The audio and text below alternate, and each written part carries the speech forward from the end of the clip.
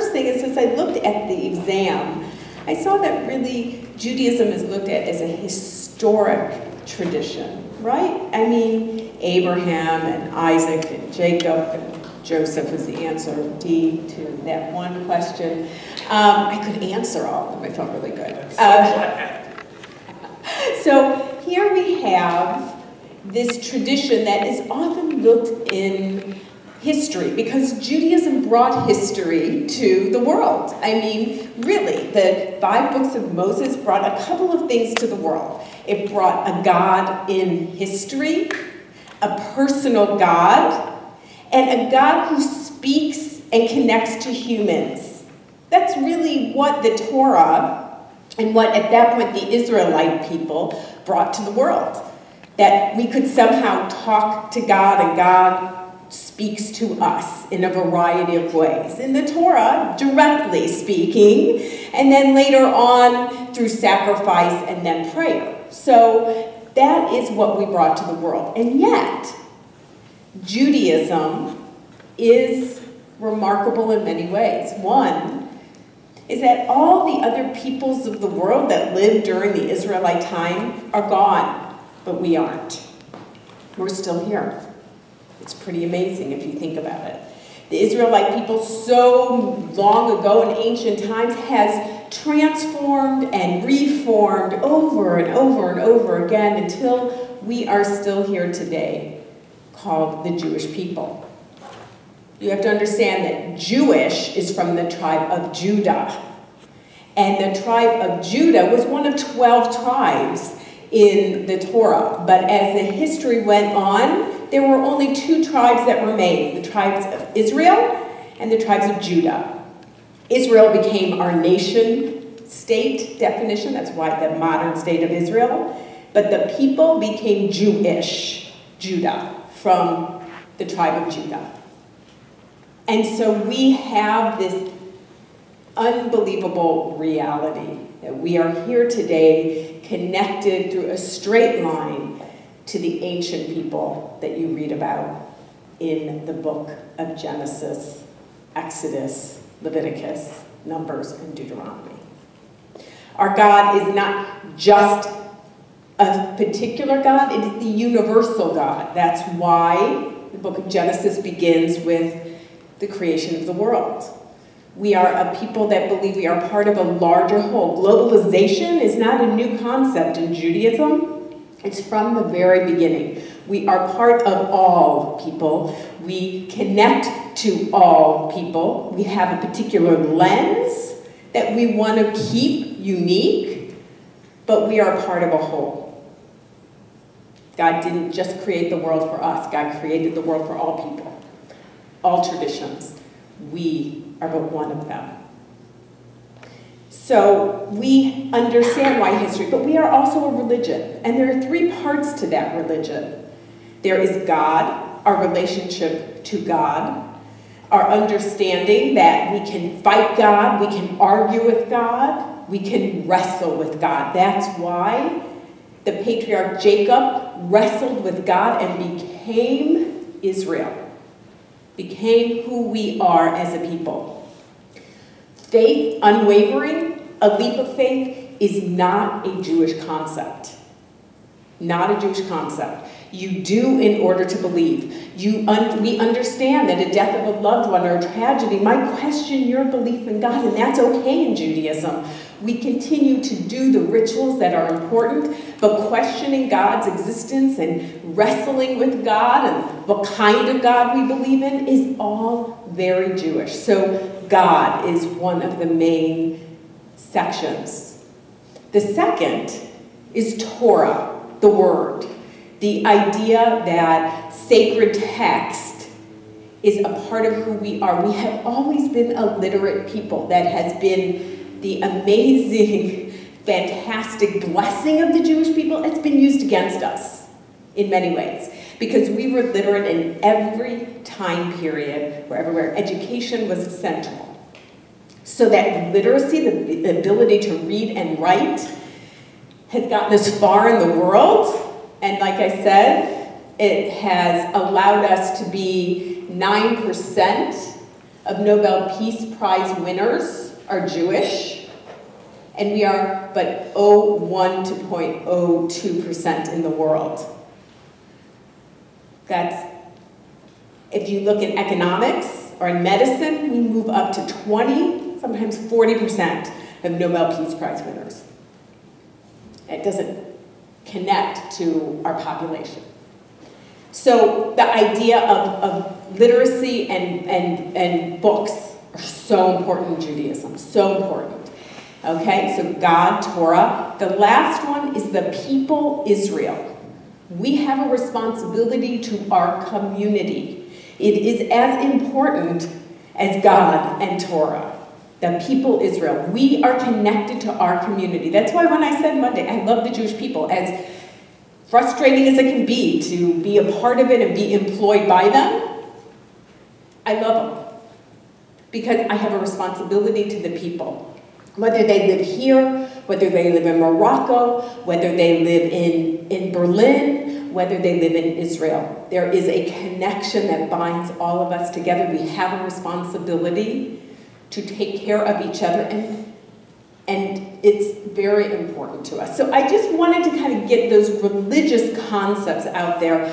We are an ancient tradition, so religion is not compartmentalized to language, to land, to our people, to our ethnicity and our culture.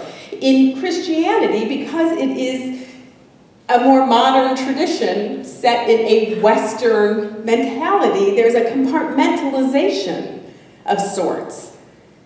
In Judaism, there isn't. We are ancient, and so everything is under the umbrella. So the language we speak, Hebrew, Yiddish, Ladino, are all a part of expressing our connection to our people, to Torah, to God. It's all a part of it. The food we eat is as important because it's part of our culture and our ethnicity. That's who we are as a people. So I want to set that there for a moment and now go into a little bit of my own story, my own connection. So you have to understand that women were ordained for the first time in 1972. That might seem ancient to all of you, pretty recent in world history. 1972, the first woman was ordained as the first rabbi. Her name is Sally Priesand. She just actually retired from a congregation in New Jersey about a year or two ago. She became the first symbol that women could be leaders. Now, women had always been leaders in one way or another in Judaism, but to have the title of rabbi was in many ways revolutionary.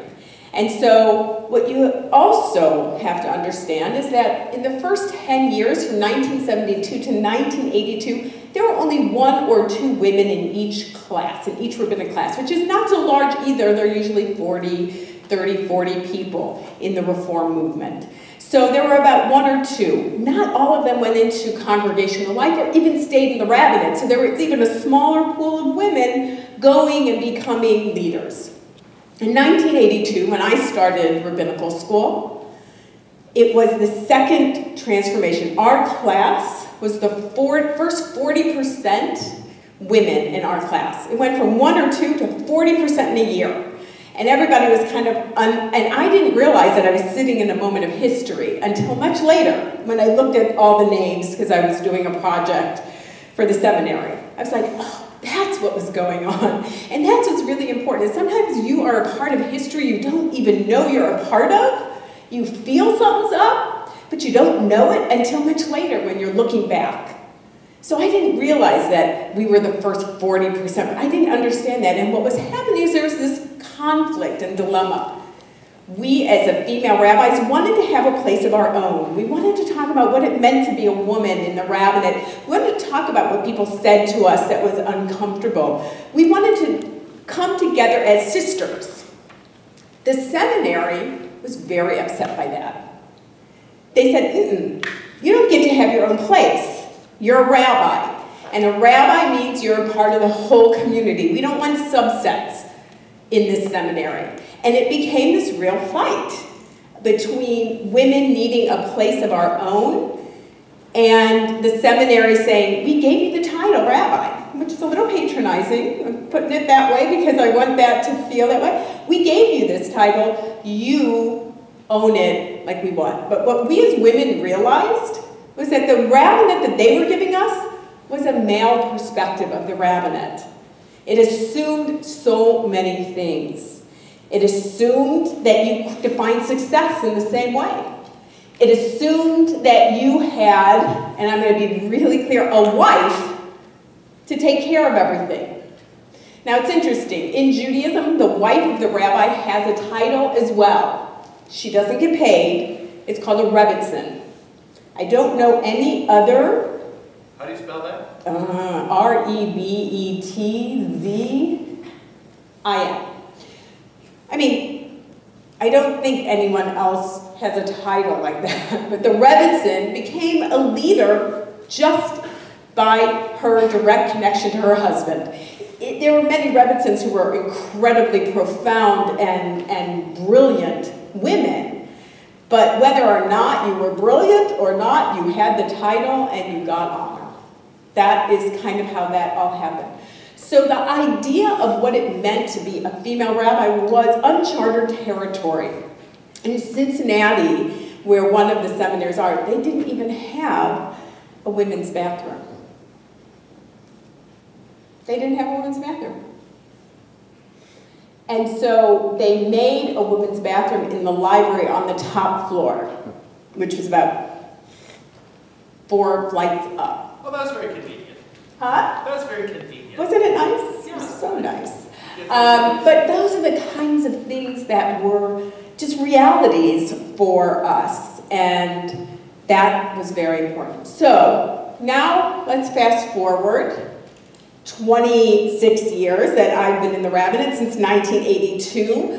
This group has now been ordained for 26, 27 years. I took a year off, so I didn't get ordained with the people I started with. And what's interesting is the world has very changed. There are younger women who actually are not the first woman in their position. I was always the first woman in my position. I always had to teach people, what do you call your husband? Remember Rebbetzin, what do you call your husband if it's a female rabbi? Ha, ha, ha, ha, right? And I would always say, call him Frank. That's his name. But there's sort of the realities of a culture shift. 26 years later, there are women, I have served our congregation with 2 other younger women who had me in this position before. And it's a very different reality. Their views are looking at things very differently. They have some of the same things. It's harder to be a single woman in the rabbinate in a congregational world than it is to be a man. It is. It's harder. Young men don't really want to date rabbis. It's such a public job that they don't really want to. And so here we have kind of still gender-specific issues in personal life, but in the professional world, there are things that have been taken care of. So I just, personally, that's my piece that I bring that's unique. And I think it's something to think about, because you as young men and young women see gender very differently than we once did. But yet, huh? Maybe. Maybe.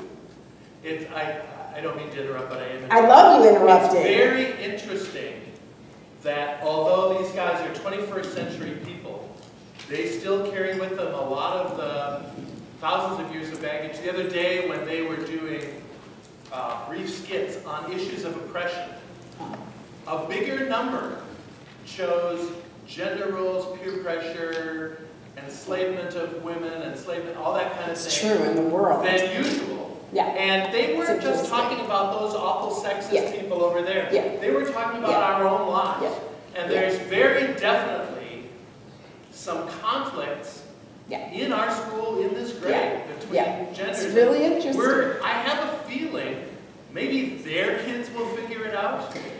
But they haven't got it figured out yet. Certainly we We don't. No, we don't, and our answers were really bad answers, so I'm hoping for you that you have better answers. I believe in you guys, I really do.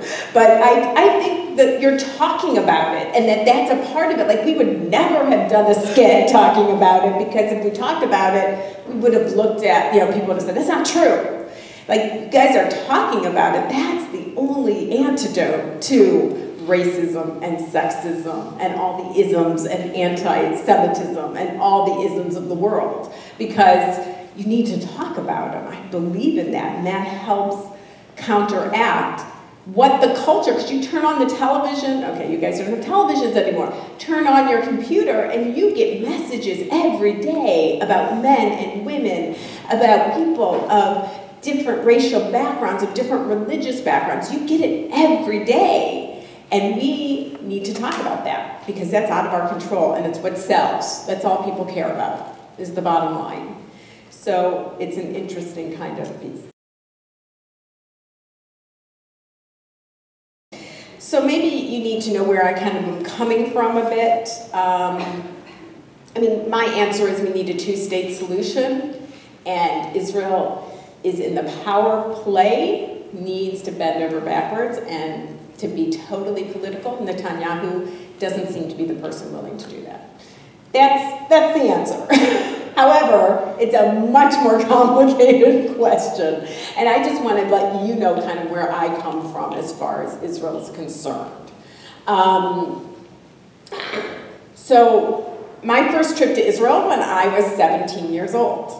So we had confirmation. We didn't have bat mitzvah. There weren't bat mitzvah ceremonies when I was growing up. There were hardly bar mitzvah ceremonies in the congregation I grew up in. That's a complicated reality, but that is the reality. So what happened was that my father said, I'm one of 3 girls. Do you want to go to Israel? And we said, absolutely. We all went to Israel on a summer program. And I didn't realize the power of the nationhood of the Jewish people. I just didn't know how powerful it would be for me to be able to wake up and have Shabbat as part of its natural course in its weekly traditions. I didn't know how important it would be for me to be the majority in a country, because I've always been the minority. I didn't know walking on the very streets that Abraham and Isaac and Moses walked on. I didn't know that. Well, Moses never got there, but I did. But I went to Mount Sinai where Moses did walk. So it's this amazing experience to walk in your history. It was very powerful. For me, that was a transformative experience for me. And I re-engaged in my Judaism. I lived on a kibbutz for 6 weeks and worked on a kibbutz and then traveled for another 3 weeks. And I understood what it meant to work the land you love. And I fell in love with the modern state of Israel. Madly, passionately in love with it, without any question. And you all know what love does. It kind of doesn't have you question. And in those days, in 1976, it was the centennial here. It was Entebbe raid, so I don't know if you know any history, but there was a hijacked plane of Israelis, and they took them to Entebbe and in Uganda. And there were a number of soldiers who actually went into Uganda to Entebbe and actually saved these people. One of the soldiers died. It was Benjamin Netanyahu's brother, who was the star of the Israeli army, and that began the Netanyahu story in many ways, and why Bibi Netanyahu today doesn't want to negotiate, because his brother was the star and he died, saving other Israelis. So I was living on a kibbutz. One of the Israeli soldiers who saved all these people lived on the kibbutz. And boy, he came home and it was a parade. It was amazing. So I experienced the pride of a hero right there. What's interesting is that in the 70s, Israel was at its prime. Everyone loved it. It was fabulous. The question of the Palestinians was a complicated one, but it was a nation state being formed. The narrative was very different. What has happened since is that I have recognized that the Jewish state, in many ways, was built on the backs of the Palestinian people, and that we have to have a two-state solution. There's no question in my mind that we have a Jewish state now. Now it's our job to work towards a Palestinian state. And I believe there are Palestinians to negotiate with. That's another narrative in the Jewish community that there aren't. My husband and I are very involved in talking to Palestinians who are very involved and want to have a negotiation with Israel. There are people to negotiate with. As always, the extremists on both sides are kind of taking it away. If you want to read an incredible book this summer, you want to read Ari Shavit's My Promised Land. That gives the real story of what happened and is now transforming the American Jewish narrative and having conversations like we've never had, acknowledging what we did that we have to apologize for, and yet a belief in a Jewish state in that place, which is our historical homeland. And you can have kind of both. It's not an either or, it's a yes and. And so that's what that is. And my kids have all gone to Israel. My son is just there now for the year. He left in September and he's coming home in June. And so I have sent my kids there for years, for half a year in high school. I believe that in order to criticize the state of Israel, you have to have a love for the state of Israel. And so I move them to have a love and then send them back to have the criticism. And they're there.